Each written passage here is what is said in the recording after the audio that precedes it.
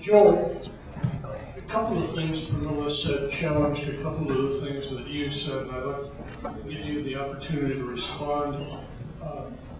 But I'm also curious, and since one of the things she talked about was the issue of rights in this country and the change in the way this country, in her eyes, has viewed immigrants. How do the Canadians deal with the Venezuelans, the Guyanans, deal with the Haitians in terms of their rights? What is expected of them? What rights they're afforded? It's a big question, and there's a lot of ways to answer it. I would say that starting with the Canadians, the understanding of most Canadians that I've met over the years, and Carol wants to correct me, she should feel free, is that by all means we don't have enough immigrants. Our country is empty. It's like Alaska. This is a historic part of the Canadian mentality. There is resistance to immigrants, but not in a place like Alberta. I was struck by how open they are to all levels of types of immigration, of guest workers. You know, if you go to the budget rental car kiosk, the person who brings you out to your car and gives you the keys is going to be a Mexican college kid on a 2-year visa, who will work up to the right to naturalize if he wants to, but it's not just the desperate need for welders to work in the oil fields. It's at every level you could possibly think of. Canadians, just as a matter of their air they breathe, they think we have a labor shortage and we have to do something about it. So their rights are pretty open. French Guiana was fascinating to me because I got there just shortly after Nicolas Sarkozy did a kind of U.S.-style campaign stop, a real Minuteman, real Tancredo kind of template of a U.S. politics campaign visit to French Guiana, where he rode up and down the Maroni River on a speedboat and pledged to get 12 of these illegal crossers who come over from Suriname, which is the open border. What he maybe didn't know, what the French police told me, is that under a treaty with Suriname, France can't patrol that river. They have one motorboat. It's got a thick layer of dust in the hangar next to the police station.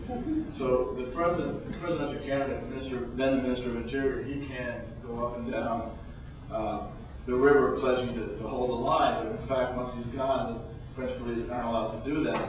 But they have tried to crack down. And in fact, when we wrote our story, the lead was going to be "Lou Dobbs, Are You Sitting Down?" Because it was just so amazing what France allows and how they're trying to crack down, at least from the enforcement point of view.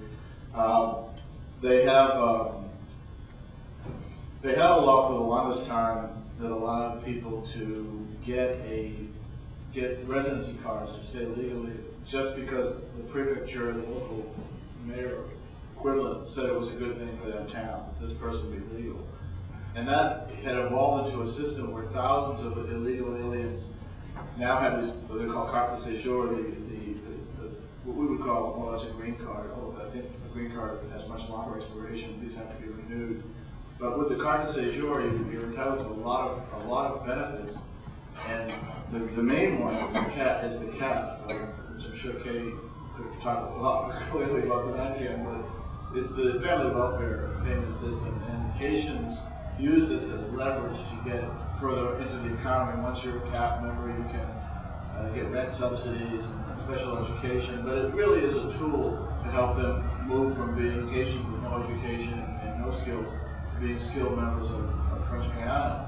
And we found in our research was something like 10% of the GDP of French Guiana is derived from these CAF payments to illegal aliens.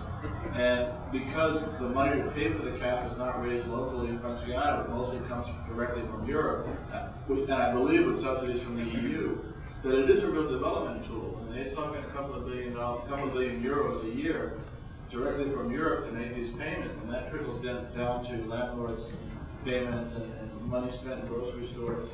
And so, you know, on balance, French Guiana thinks the illegal aliens actually draw a lot of money to us.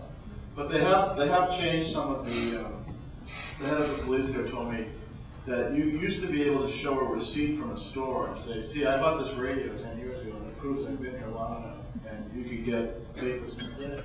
That kind of thing is being eliminated. Questions? Dave?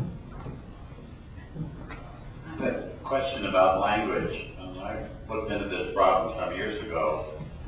Typical situation in the United States, which my family had, was that the immigrants' parents spoke the immigrants' language. The children, my grandmother spoke only Yiddish. My father spoke both Yiddish and English, and I spoke only English. And that was true, incidentally, in the Hasidic Jewish community of Brooklyn, as it had been in 1892 in Portland, since my grandfather, my father, immigrated at age 3.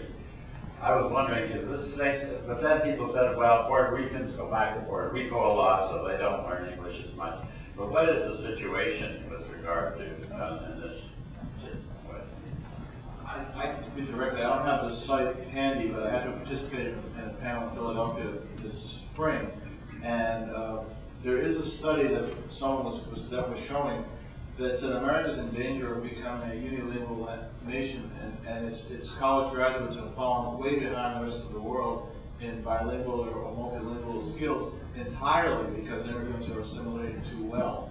And that in the rest of the world, immigrants to France retain their original language better than immigrants to other countries retain.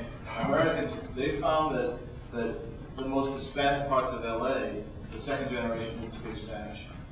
It was very hard to find a second generation Latino immigrant who did speak or was fluent.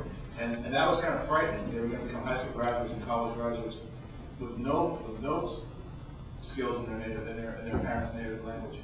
And the argument was that immigrants are assimilating too fast for America's own good, not the contrary.